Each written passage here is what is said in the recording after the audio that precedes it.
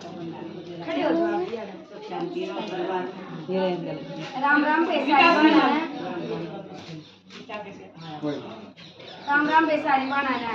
देखो आज हमने इस आंटी के घर और ये आंटी की देवरानी है, इसके घर पे कीर्तन करा है और ये आंटी और ये दीदी बताएगी कैसा कीर्तन किया है हमने। बताओ आंटी की साथ बढ़िया कीर्तन करा है, गमा तो फिर रंग ला दिया। बताइए दीदी अच्छा लगा आने के लिए।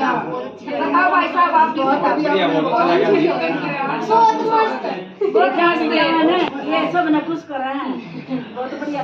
देखो भाई इस अंकल जी ने और इस भाई साहब जी ने हमारा बहुत बहुत सम्मान किया है। ये हम वीडियो में नहीं बताएंगे भाई कि हमारा कितना सम्मान किया है, बाकी बहुत बहुत सम्मान किया है। सारे ताली बजाओ।